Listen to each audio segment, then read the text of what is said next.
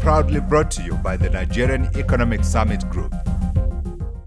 The Manufacturers Association of Nigeria, which was established in May 1971 as a company limited by guarantee. Over the years, the association has contributed effectively to government's policy formulation through constructive recommendations and suggestions it has given from time to time. Wole Famurewa caught up with the organization's president, Kola Jamodu, asking him how effective government policy is with regards to the manufacturing space.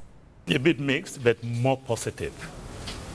I think we've made some big, impressive moves in the area of trying to rejuvenate the manufacturing sector, which you would know, and I think the president keeps saying, is the way we can grow the economy and provide substantial job opportunities for the teeming youth of this country.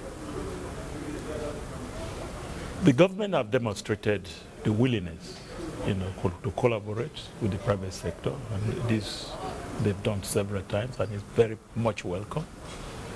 On the policy side, they put together a lot of some initiatives that are manufacturing friendly. For example, the issue at the port, where you can be looking at your goods, your raw materials, and for weeks you've been able to access it. We've been talking of 48-hour clearance, with a view to reducing the lead time by not just manufacturers, by virtually everybody, all players in the economy. And that will have substantial positive impact on the working capital you have to hold, which at times you have to fund at an expensive rate. Now, in this regard, the number of agencies have been reduced. Agencies that don't add value, to the job of clearing goods, at the port have been asked to go, and I think they've been given a timeline. All the same, the issue of the CTN, cargo tracking note, which is something we've been talking about for quite a while. Okay. That we don't see the need, for introducing this. We see it as additional cost with apparent no benefit. This has now been abolished. We thought this is good, not only for manufacturers, for all players, and for the generality of the 170 million Nigerians. All right, that said, some positives, but very positive. There must be some areas where you think that we're not making progress. Obviously, manufacturers are struggling, not more so because of the higher interest rate environment. In fact, many argue that in Nigeria, really don't manufacture much. It's such a small percentage of what we consume in this country. What more can we do in the short term for manufacturers? What else are you expecting from the government? I think in the area of incentive and encouragement, especially for those manufacturers that have demonstrated some positive progress in backward integration, sourcing raw materials locally. I think it's an area which government can add value to the plight of the manufacturers. In the areas of taxes, for example, we're appealing to government that there is no reason why the issue of minimum tax should not be suspended for now. The minimum tax, is simply put, is that whether or not you made a loss, you have to pay minimum tax.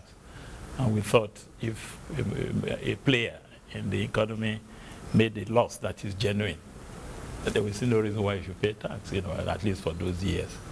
The reason for government doing this is quite obvious, to avoid people, not paying taxes. But there are other ways we can check this. That's number two. We look into areas of tariff. For example, the capital expenditure plant and machinery was 0% until some 2 years ago.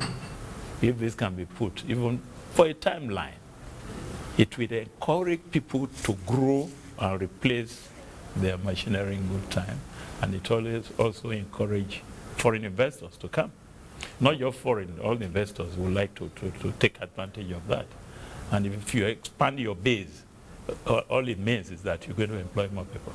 Right. Clearly, the issues plaguing manufacturers in Nigeria are not things that we're going to solve overnight. No. Obviously, things like the power problems, infrastructure, even the ports that you mentioned, we know that there needs to be a lot of reform in that area.